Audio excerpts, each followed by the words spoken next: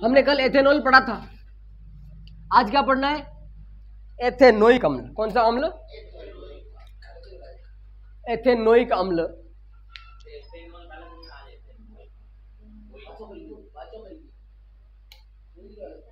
अरे उसकी लोक लगा देनी।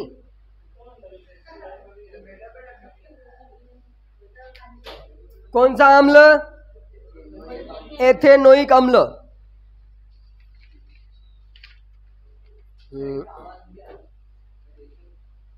देखा आपने, बहुत अच्छी आवाज आती है ना।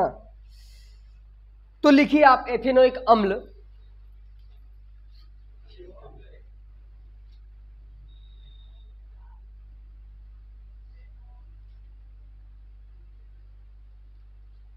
अम्ल, मैं यहाँ पे कोष्टक में इसका सूत्र भी लिख देता हूं, क्योंकि एथेन प्लस ओइक है, तो एथेन CH3COOH,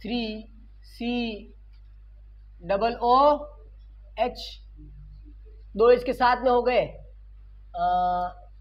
सही हो जाएगा ना? ये सही क्या?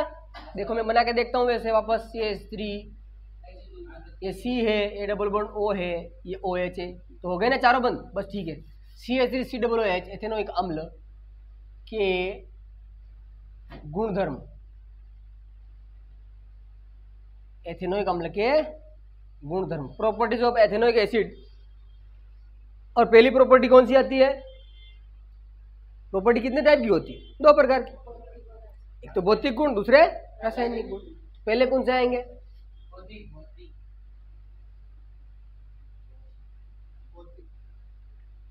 Physical properties.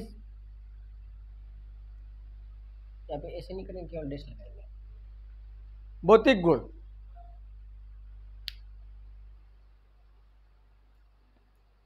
यहाँ पर भौतिक गुण में केवल भौतिक गुण ही ना लिखकर अपन दूसरी एक्स्ट्रा चीज भी इसमें भौतिक गुण के अंदर ही लिख देंगे। ठीक है, पहले तो सबसे पहले इसका नाम क्या आता है?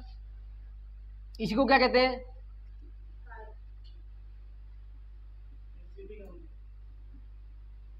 एसिटिक अम्ल, जो कि किसमें होता है? सिरके में। और सिरका कैसे बनता है? मैं यहां पे लिख देता हूं सिरका। वही बात यहां पर लिख देता हूं सिरका। सिरका 3 से 4% एसिटिक अम्ल का विलयन है। अम्ल का क्या है?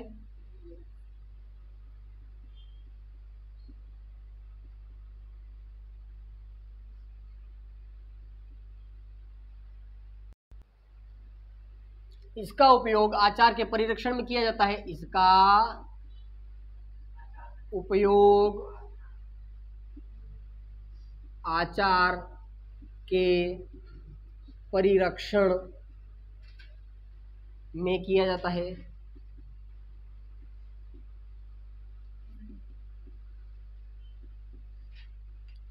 आचार के परिरक्षण में।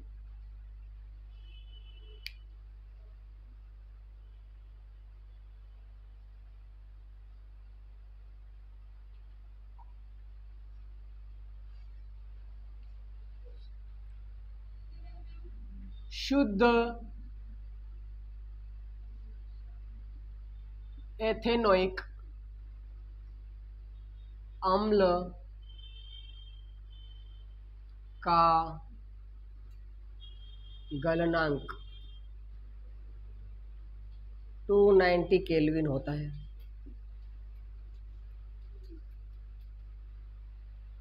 शुद्ध एथेनोइक अम्ल का गलनांक कितना? 290 केल्विन।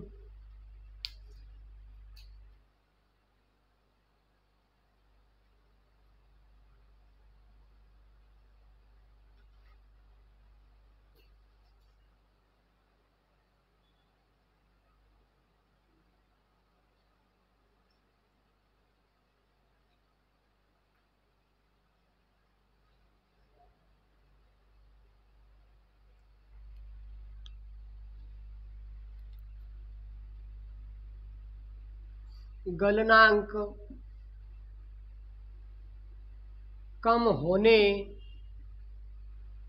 के कारण सर्दी में या शीत जलवायु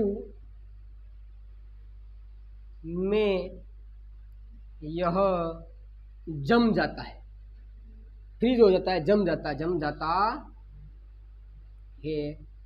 इसलिए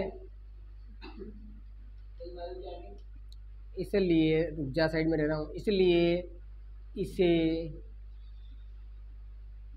ग्लेशियल क्या लिखा है इन्होंने, हाँ ग्लेशियल ही है, ग्लेशियल एसिटिक अम्ल भी कहा जाता है।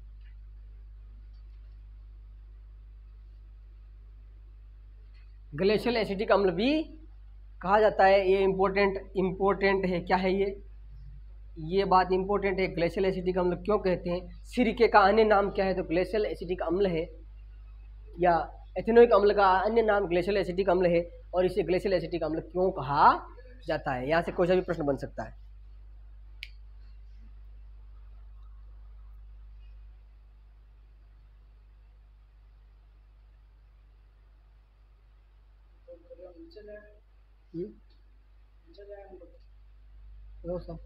कोई बात नहीं, अपने 2 मिनट रोक देंगे।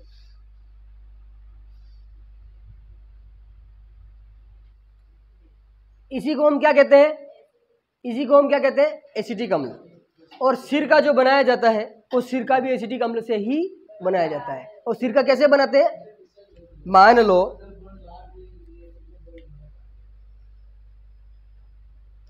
100 लीटर क्या बनाना है, सिरका क्या बनाना है। हमने यहां पर लिखा कि 3 से 4% एसिटिक अम्ल का विलयन, मतलब 100 में से मान लो 100 लीटर है तो इसमें 3 से 4 लीटर क्या डालेंगे, एसिटिक अम्ल डालेंगे प्योर वाला, और दूसरा सारा पानी। समझ में आई बात। 3 से 4% का मतलब 100 में 3 से 4 है ना, लीटर है तो लीटर, बूंद है तो बूंद, लेकिन वो पर 100 पे होगा। 3 से 4% तक आप एसिटिक अम्ल डालेंगे प्योर, तो उसको अपन सिरका कहेंगे। समझ में आएगी बात। सिरके में कौन सा अम्ल होता है, एथेनोइक अम्ल, दूसरा नाम एसिटिक अम्ल। इंपॉर्टेंट बातें हैं।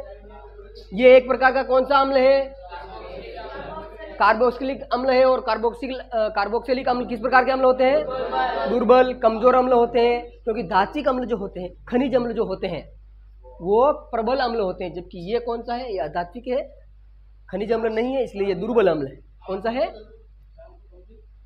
दुर्बल अम्ल है। अब क्या होता है, इसका गलनांक क्या होता है, बहुत कम होता है, 290 केल्विन है, मतलब ठंडी जलवायु में या ठंड के मौसम में जम जाएगा, और जम जाता है, इसी कारण से इसका नाम क्या है, ग्लेशियल एसिटिक अम्ल है। ये नाम याद रखने पड़ेंगे। आपको पूछ ले कि ग्लेशियल एसिटिक अम्ल यानी एसिटिक अम्ल या एसिटिक अम्ल को ग्लेशियल एसिटिक अम्ल क्यों कहते हैं, तो ये इसलिए कहते हैं क्योंकि इसका गलनांक ये होता है 290 केल्विन, और ये ठंड के दिनों में क्या हो जाता है बताओ, जम जाता है, इसलिए इसका नाम क्या है, ग्लेशियल एसिटिक। ये सारे इसके क्या थे, भौतिक गुणधर्म। इनको तार लिया कि उतार लिया, बहुत बढ़िया किया।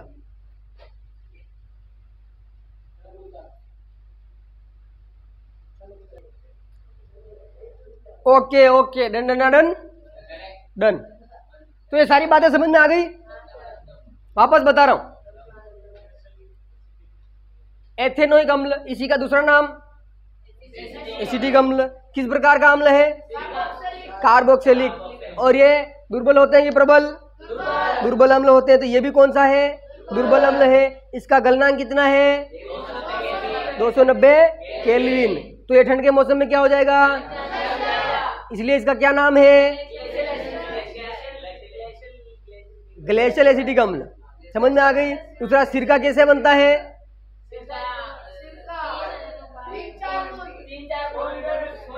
आप बूंद का तो मैंने समझाने के लिए एग्जांपल लिया है, परसेंट में बात करनी है।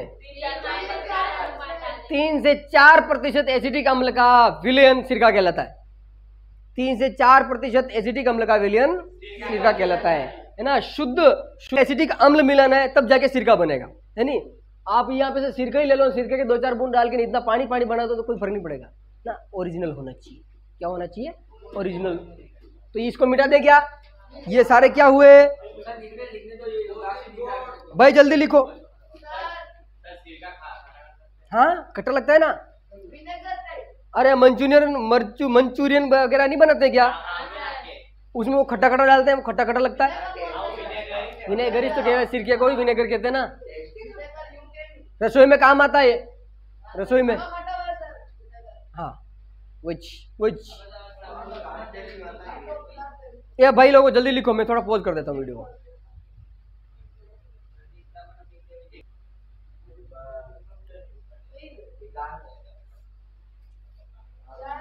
तो इसको मिटा देते हैं और आगे चलते हैं इसके रासायनिक गुणधर्मों पर। मिटा देते हैं। सिरका कहा जाता है, एसिटिक अम्ल कहा जाता है।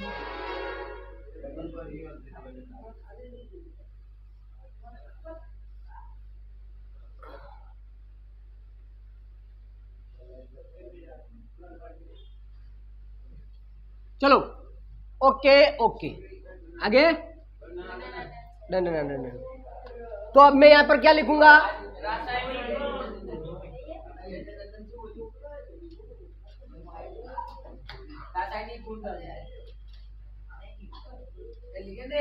रासायनिक गुण। कौन से गुण?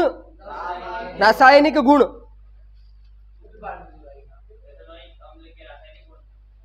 यस।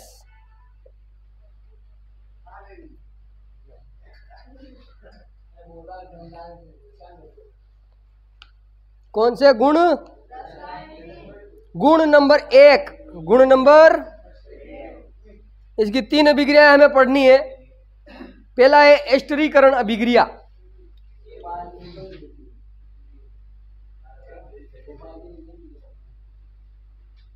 कौन सा करण? एस्टरीकरण अभिक्रिया।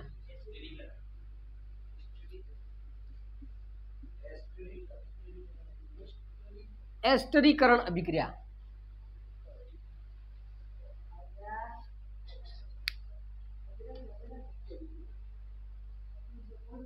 मैं थोड़ी देर के लिए बैठ जाता हूं।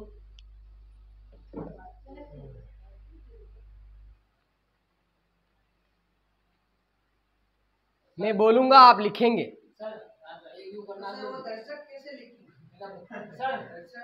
दर्शक, मैं बोल रहा हूं ना, आवाज तो जा रही ना, दर्शक लिख लेंगे।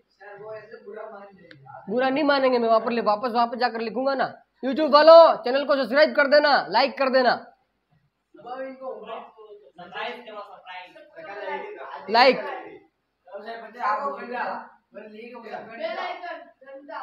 घंटा भी दबा देंगे वो, डोंट वरी। चलो लिखो, एस्टरीकरण में लिखिए। एस्टरीकरण, हाँ वो कर देंगे। अब देखिए, लिखिए आप पहले लिखिए। लिखिए एथेनोइक अम्ल। एथेनोइक अम्ल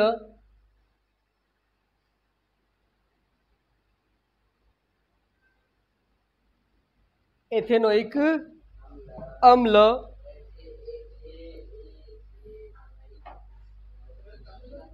एथेनोइक अम्ल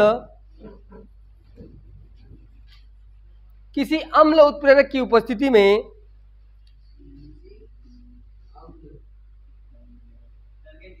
एथेनोइक अम्ल किसी अम्ल उत्प्रेरक की उपस्थिति में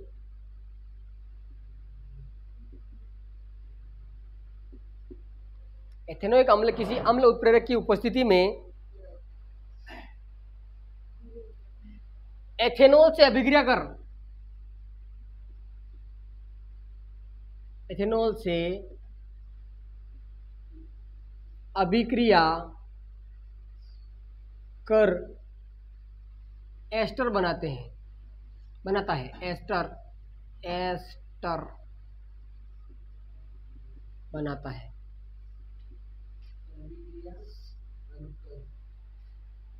कर लिख दिया सारे डायरेक्ट, वो कर दोनों साथ में इसमें आ गया। एस्टर है ना, एस्टर।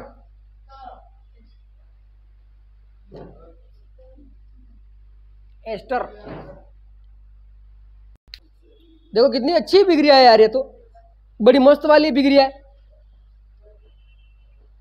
देखो अभिक्रिया कौन कौन कर रहा है, समझने वाली बात कि एस्टरीकरण में मतलब एस्टर का निर्माण करना, एस्टरीकरण का मतलब एस्टर का निर्माण करना। अब देखो एथेनोइक अम्ल ने एथेनॉल, ट कहा तूने सुना नहीं, ट कहा मैंने। एथेनोइक अम्ल, देखो एथेनोइक अम्ल ने दूसरा एथेनॉल, ये दोनों क्या करेंगे अभिक्रिया, किसकी उपस्थिति में, अम्ल उत्प्रेरक की उपस्थिति में। उत्प्रेरक तो समझ में आ गया ना, हाँ केवल वही उत्प्रेरक नहीं है, नर वे उत्प्रेरक, उत्प्रेरक समझाया वो तो समझ में आ गया ना, उदाहरण के सहित, उदाहरण से समझाया। तो अम्ल उत्प्रेरक की उपस्थिति में ये दोनों आपस में अभिक्रिया करेंगे, ने बनेगा क्या एस्टर। तो पहले ये लिखेंगे कि इसकी अभिक्रिया करवानी एथेनोइक अम्ल, तो एथेनोइक अम्ल होता है आवाज नहीं CH3COOH, ये कौन सा अम्ल, एसिटिक अम्ल या एथेनोइक अम्ल। इसकी अभिक्रिया किससे, एथेनॉल से, तो CH3CH2OH,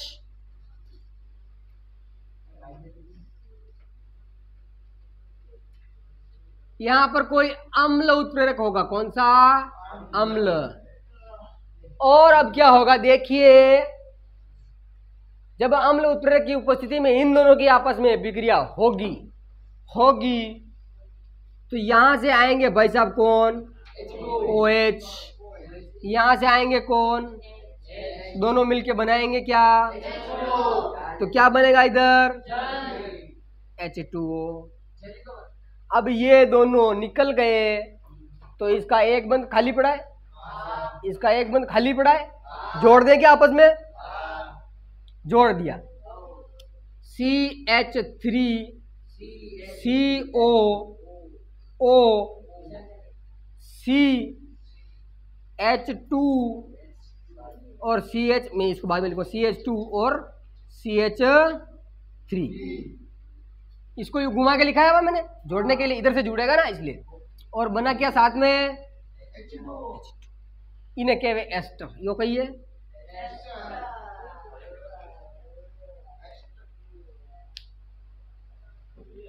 लिखो, लिखो इसको लिखो है,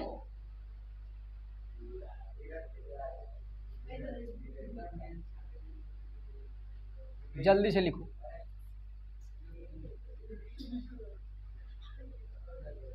रानू समझ में नहीं आया क्या, वो मैं बता रहा हूँ, वापस बता देता हूँ, एक बार लिख लो एक बार।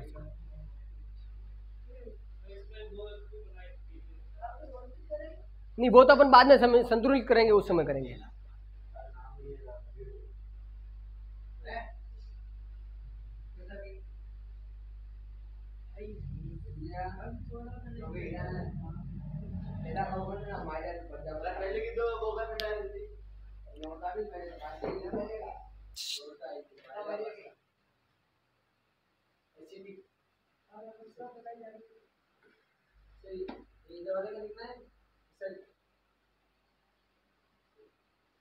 CH3COOCH2CH3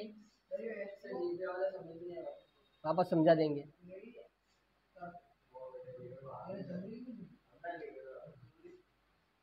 लेकिन बात मत करिए, कह रहा हूं बात मत कर।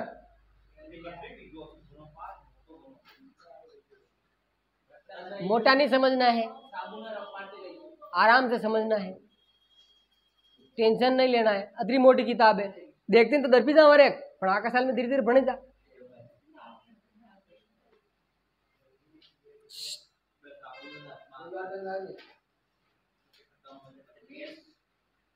लाइट कैमरा एक्शन बंद कर इसको।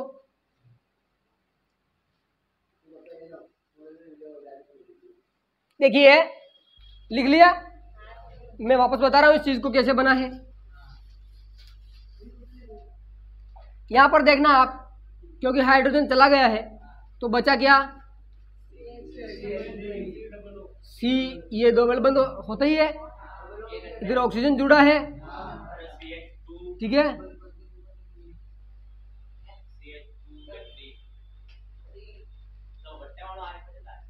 एक मिनट देखने देना मुझे। हाँ तो सही है रेक, सही है, मुंह सही करूँ रेक, मुंह कर। अब देखो ये हाइड्रोजन ऑक्सीजन तो इधर जुड़ा हुआ है नीचे, ये ऑक्सीजन ये रहा, इसका एक बंद खाली पड़ा, अभी हाइड्रोजन चला गया। इसका भी देखना, इसको देखना कि ये CH3 है, CH2 है, ये पूरा चला गया तो ये खाली पड़ा है। इसको मैं ऐसे ना लिखकर CH2 CH3 ऐसे लिख दूं तो कोई फर्क पड़ेगा क्या? अटे गांठ लगे कि नहीं लगे? इन दोनों की गीठा लगाएंगे यहाँ पर, ये बंद और ये बंद जुड़ जाएंगे, है ना, क्योंकि इसका इलेक्ट्रॉन इसके पास में पड़ा है, इसका इलेक्ट्रॉन भी इसके पास में पड़ा है, और इन दोनों का बंद लगकर क्या बन जाएगा? देखिए यहाँ पर CH3 COO।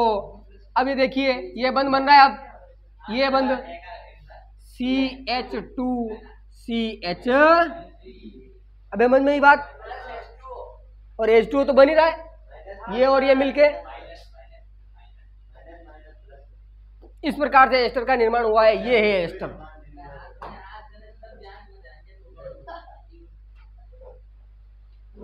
मत करो,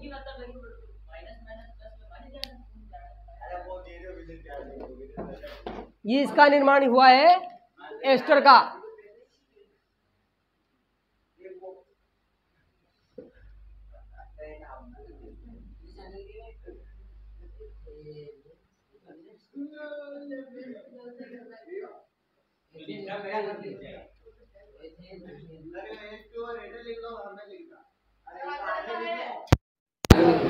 हाँ तो ये चालू हो गया है, क्या चालू क्या हो गया? अब इसके बारे में लिखना है, थोड़ा नीचे लिखिए, इसमें नीचे है ना, ये चीजें यहाँ पर लिखनी नहीं है, आपको समझ में आ गया ना मामला?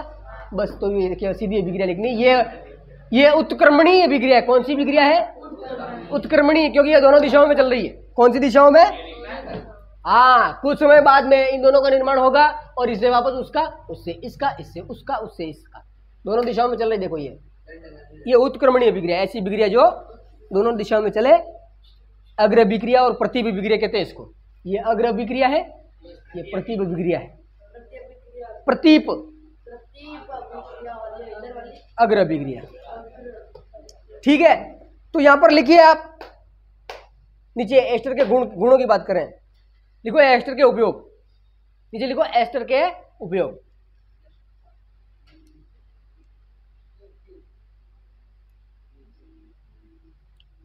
वीडियो में देखने वाले कॉपी पेन ले लेना और लिखते जाना साथ साथ। लाइक शेयर और सब्सक्राइब जरूर करना है। घंटा दबाना।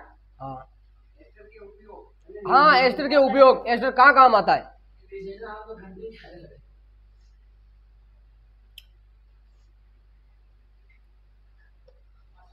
लिखिए नंबर 1 उपयोग में, नंबर 1 इत्र बनाने में। हाँ इत्र, अंतर क्या है नहीं क्या है?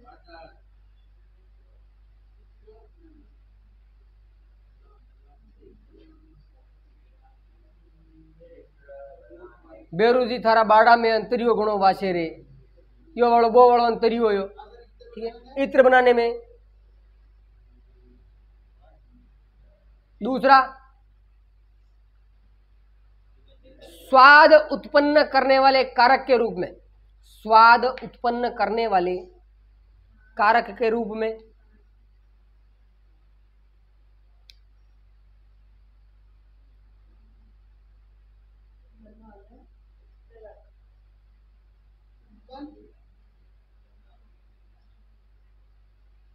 करने वाले कारक के रूप में, स्वाद उत्पन्न करने वाले कारक के रूप में। नेक्स्ट लिखिए एल्कोहल एवं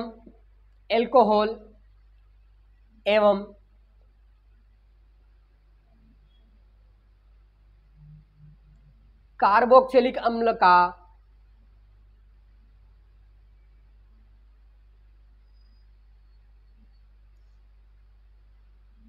सोडियम लवण बनाने में, एल्कोहल एवं कार्बोक्सिलिक अम्ल का सोडियम लवण बनाने में।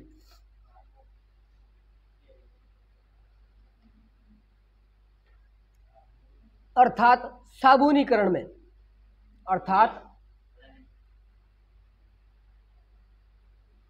सोडियम लवण बनाने में, अर्थात साबुनीकरण में। ये जो भी ऊपर हो रहा है ना, ये क्या है? साबुनीकरण। ये वाला नहीं। सोडियम हाइड्रोक्साइड से अभिक्रिया करवाएंगे तो एथेनॉल बनेगा और कार्बोक्सिलिक अम्ल का सोडियम लवण बनेगा। ये सोडियम लवण जो है यही क्या है? साबुनीकरण है। साबुनीकरण में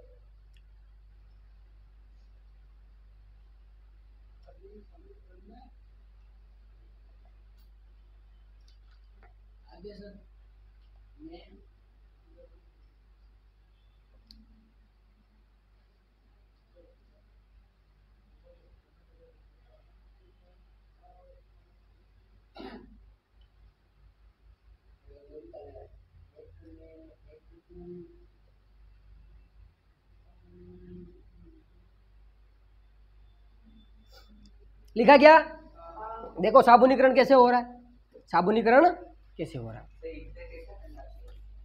बहुत लंबी चौड़ी प्रक्रिया होती होगी, इत्र का कोई मामला अपने पास नहीं है ना। यानी इत्र में एक घटक के रूप में होगा, इत्र में एक घटक के रूप में होगा। पूर्ण सारा इत्र इसी से नहीं बनाते। जैसे चंदन का इत्र है तो चंदन की लकड़ी से वहां से उसका रस निकाला जाएगा, फिर उसमें इसकी विक्रिया कुछ होता होगा, ऐसा है ना। हमें इसका पूरा मालूम नहीं है। ये एस्टरीकरण है और एस्टरीकरण में जो एस्टर बना है इसके उपयोग की बात हो रही थी। और इसका उपयोग किसके लिए किया जा रहा है? इत्र बनाने में। दूसरा स्वाद उत्पन्न करने वाले पदार्थ के रूप में या कारक के रूप में, यानी साबुनीकरण में। तीसरा क्या है? साबुनीकरण। तो एस्टर हमने क्या लिखा? एस्टर था, देखो साबुनीकरण की बात करो मैं,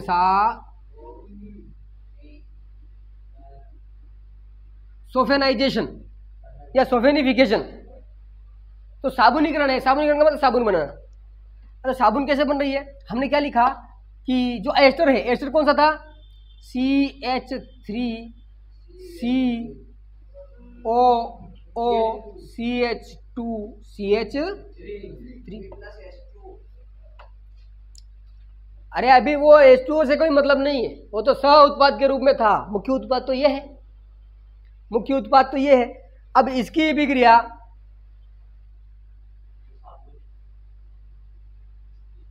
NaOH, कौन सा OH? NaOH से विक्रिया होगी। यहाँ पे प्लस में NaOH लिख दोगे तो फर्क नहीं पड़ेगा, प्लस में है ना, प्लस में NaOH। अब इसकी विक्रिया होती है तो होता यूं है, क्या होता है कि इससे एक तो बनेगा एथेनॉल। क्या बनेगा? एथेनॉल। और दूसरा कार्बोक्सिलिक अम्ल का सोडियम लवण मिलेगा। क्या मिलेगा? कार्बोक्सिलिक अम्ल का सोडियम लवण। तो एथेनॉल बनेगा।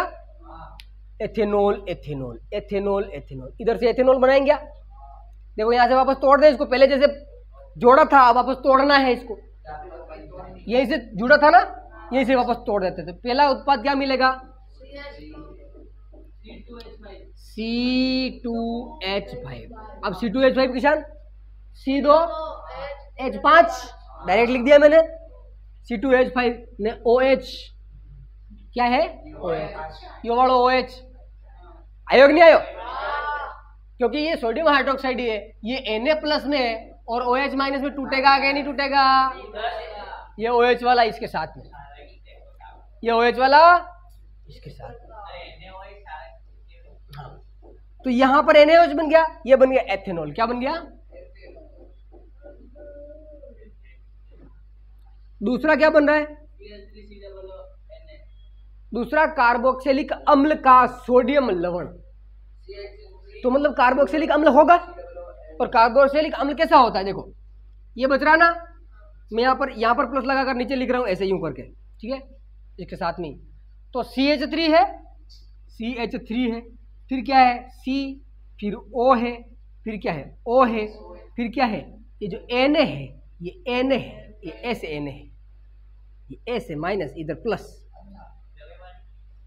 या इसको मैं इस पूरे को ऐसे लिख दूं तो कोई फर्क नहीं पड़ेगा, क्योंकि इस प्रकार का जो होता है CO वाला वो कार्बोक्सिलिक अम्ल ही तो होता है। यहाँ से हाइड्रोजन को अपन ने प्रतिस्थापित कर दिया और सोडियम को लाके बिठा दिया, इसलिए सोडियम लवण हो गया, है ना। तो यहाँ पर मैं CH3COONA जो COONA तो है, इसको ऐसे भी लिख सकते हैं, ऐसे भी लिख सकते हैं, इसलिए इस अभिक्रिया को लिखो। इसको कहते हैं साबुनीकरण। क्या अभिक्रिया है ये? साबुनीकरण अभिक्रिया है पूरी पूरी। आया है? हाँ हाँ, किसमें?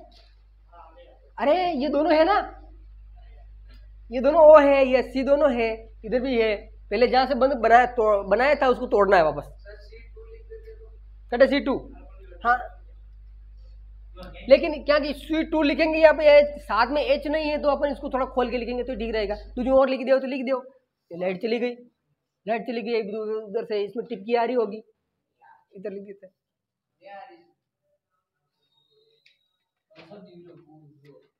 C2H3OONA लिखना थोड़ा उचित नहीं लग रहा है मुझे, है ना, इसलिए ऐसा लिखोगे तो ठीक रहेगा। आगे अगर और कार्बन श्रृंखला है जैसे ये,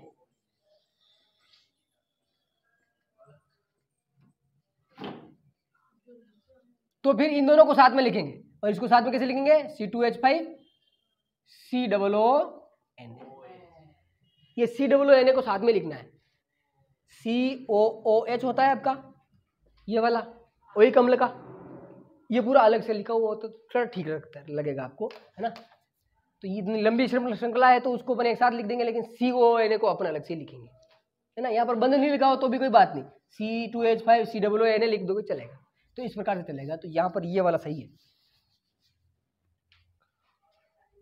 अभी यहाँ पर प्लस माइनस नहीं लिखोगे तो भी चलेगा।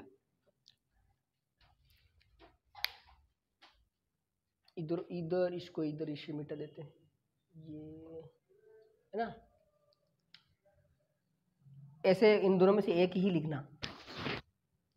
थोड़ी देर के लिए वीडियो को ऑफ कर देते हैं, लाइट नहीं आ रही है, ऐसा काला काला वीडियो आएगा तो ये YouTube वाले देखेंगे कि ऐसा काला काला वीडियो बना रखा है, क्वालिटी नहीं आ रही है। लिखिए दूसरी, यानी रासायनिक गुण में दूसरा, सेकंड नंबर या नंबर सेकंड, 2 नंबर का गुण। पहला एस्टरीकरण हो गया, दूसरा क्षारक के साथ अभिक्रिया।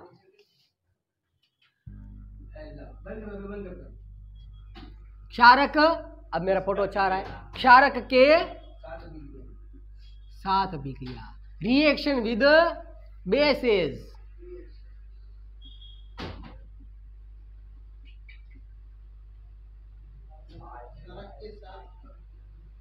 Reaction with basis.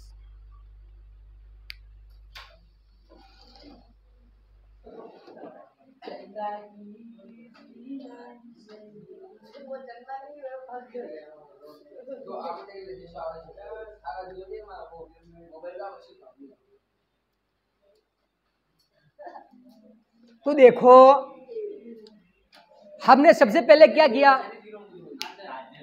पहली अभिक्रिया में हमने क्या किया, सुनना, केवल सुनना है। और जब सुनने के लिए कहा जाए उस समय ध्यान से सुनना है, क्योंकि सुनने वाली बातें हर बात बताई नहीं, लिखी नहीं जा सकती, थोड़ी बातें ऐसे ही ध्यान में रखनी। सबसे पहले अपन ने क्या किया, एथेनोइक अम्ल था और उसको अपन ने क्या किया, उसको अपन ने एथेनॉल से अभिक्रिया करवाई। किससे? किसी अम्ल की उपस्थिति में।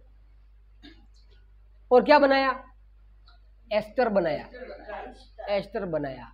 और इस एस्टर को अपन ने NaOH से अभिक्रिया करवा कर कार्बोक्सिलिक अम्ल का सोडियम लवण बनाया, अभी बनाया यहां पर।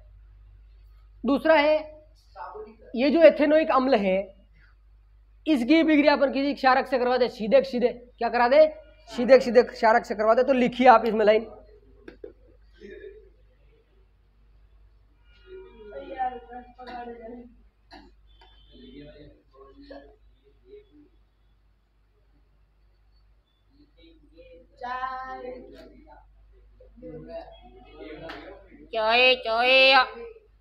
ऐसे ही बेचते रेलवे स्टेशन पे। लिखिए एथेनोइक अम्ल, एथेनोइक अम्ल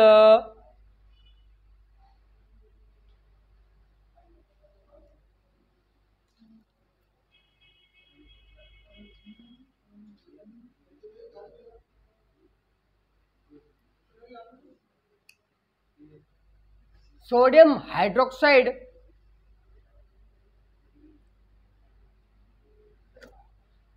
एथेनोइक अम्ल सोडियम हाइड्रोक्साइड से विक्रिया करके एथेनोइक अम्ल सोडियम हाइड्रोक्साइड से विक्रिया करके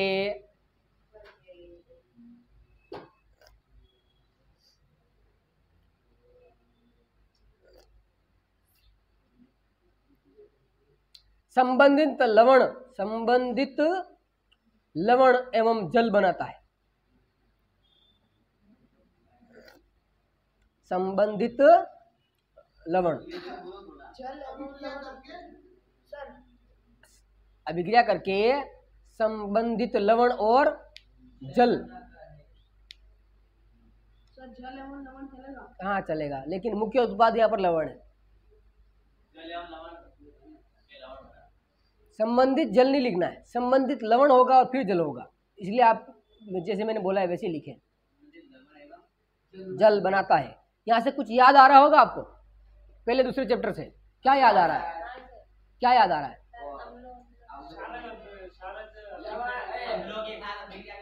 किसकी विक्रिया?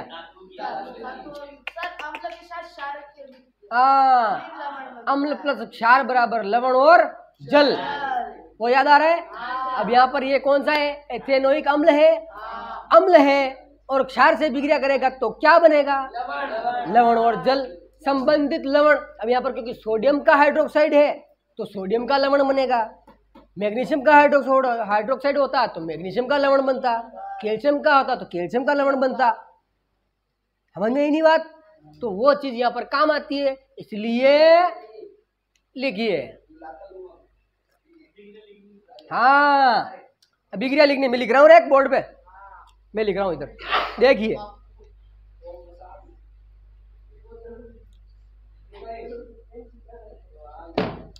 हाँ, तो एथेनोइक अम्ल लिख दे पहले, तो CH3COO की विक्रिया किससे? अरे क्षार से, NaOH,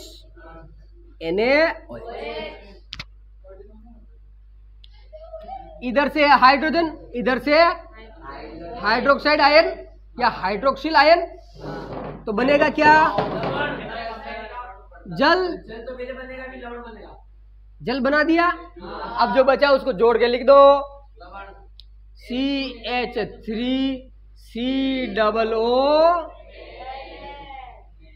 अभी जस्ट ऊपर भी यही बनाया था, ये भी कार्बोक्सिलिक अम्ल का सोडियम लवण है, ये जल है। समझ में आया क्या? मैं लिख देता हूं, कार्बोक्सिलिक अम्ल का सोडियम लवण।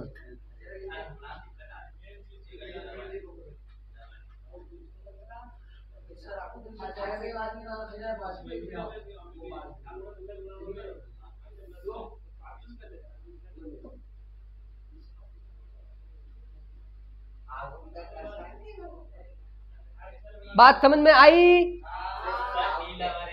बोल।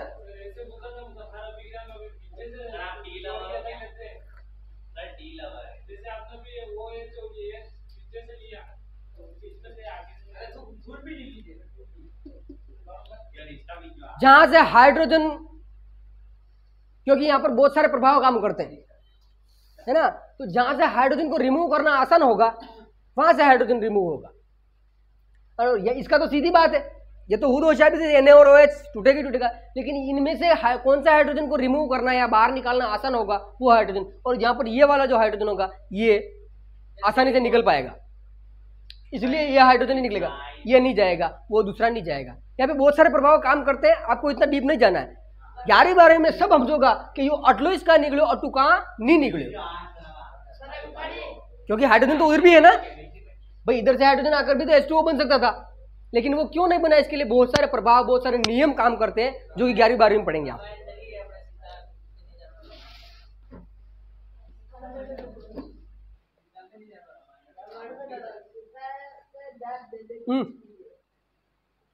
बोले मत।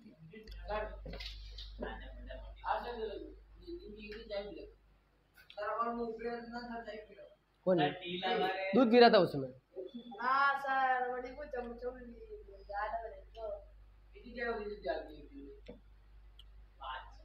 और गुण नंबर 3, हाँ गुण नंबर 3, एक गुण धर्म और है और छोटा सा है और हम जानते हैं लेकिन लिखना पड़ेगा। लिखिए गुण नंबर 3।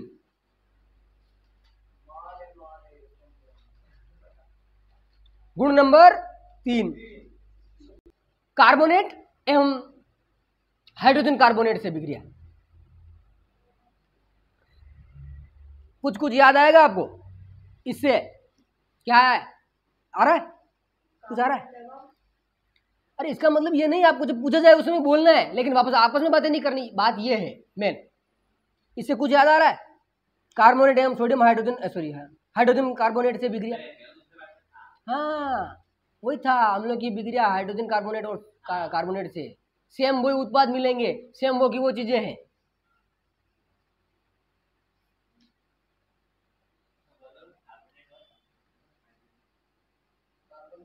क्यों क्यों ऐसा क्यों हो रहा है? देखो क्यों हो रहा है।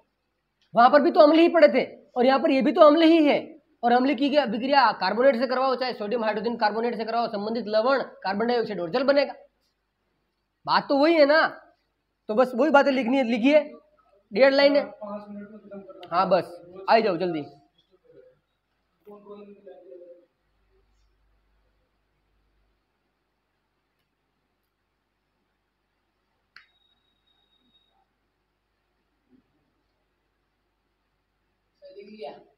लिखिए।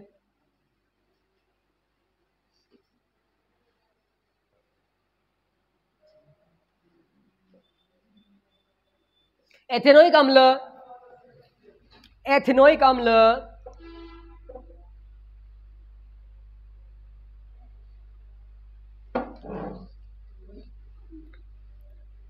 कार्बोनेट एवं हाइड्रोजन कार्बोनेट से विक्रिया करके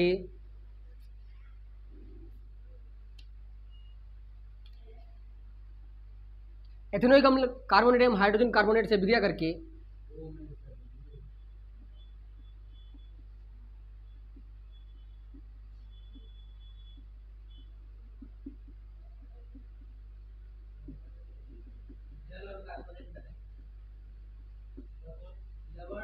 अभिक्रिया करके लवण,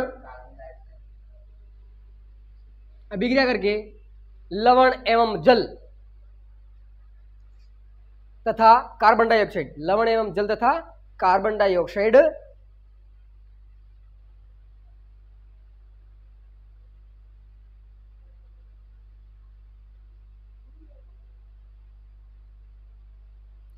कार्बन डाइऑक्साइड, लवण और जल, ये उत्पाद बनेंगे।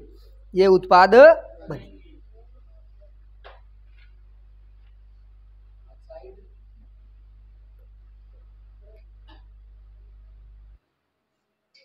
चली गई, कोई बात नहीं, चली गई तो चली गई।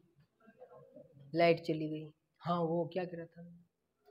हाँ कौन बात किसकी हो रही? एथेनोइक अम्ल। तो लिखेंगे एथेनोइक अम्ल। लिखूं यहाँ पर क्या लिखूं? CH3COO। अभिक्रिया किससे करवानी है? पहला तो कार्बोनेट से, दूसरा हाइड्रोजन कार्बोनेट से। पहले कार्बोनेट लेते हैं तो Na2CO, सोडियम का कार्बोनेट हो गया। आप मैग्नीशियम का कार्बोनेट ले सकते हो, एल्यूमिनियम का कार्बोनेट ले सकते हो, किसी का भी कार्बोनेट ले सकते हो। पोटेशियम का कार्बोनेट अपने सोडियम का लिया है, किताब में दिया है तो अपने ये ले लिया। और इसकी विक्रिया जब इससे होगी, चूंकि ये कई है अम्ल है और ये कार्बोनेट है। क्या है? कार्बोनेट है। और हमने ये विक्रिया वहां पर पढ़ी कि अम्ल और कार्बोनेट क्या बनाते हैं? संबंधित लवण। अटू कौन निकाली? हाइड्रोजन। अटो कोई आई तो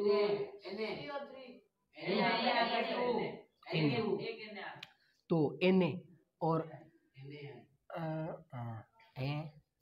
जल बनाना रे अपने तो HCO2। हाँ देखिए इन्होंने क्या दिया, मैं देख लेता हूँ एक बार, चक्कर नहीं पड़ जाए कहीं। बिल्कुल सही बात है। H2O और CO3। अच्छा दो वो, हाँ सही बात। चलो तो यहाँ से क्या आएगा, H आएगा। अब कैसे बनेगा क्या, देखो संबंधित CH3COO सोडियम, संबंधित सोडियम लवण बन गया। दूसरी क्या बनेगा, H2O, तीसरा CO2, 3 नहीं CO2, CO2। अब इसको समीकरण को संतुलित करेंगे, क्या करेंगे, संतुलित करेंगे। करो, आगे 2 लग जाएंगे, अटे फिर अटे तो बस हो गया। ओके ओके, यो कही है, ये जो इसका नाम है सोडियम एसीटेट है, कौन है ये,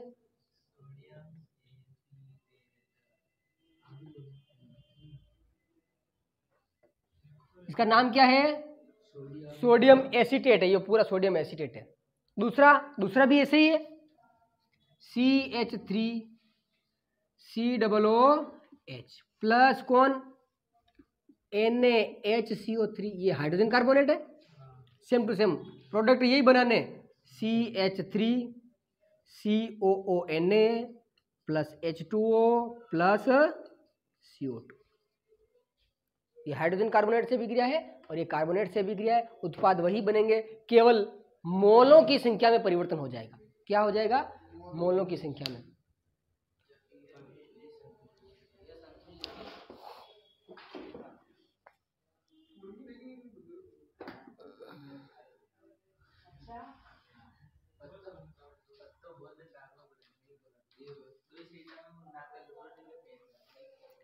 तो इस प्रकार से ये हम सभी बातें कर चुके हैं। अंतिम टॉपिक बचेगा, इसमें क्या बचेगा, साबुन और अपमार्जक। ये कल समाप्त हो जाएगा, कल समाप्त हो जाएगा और सोमवार को टेस्ट हो जाएगा।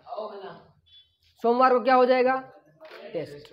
ओके ओके, आज के लिए बहुत बहुत धन्यवाद। Like share and subscribe.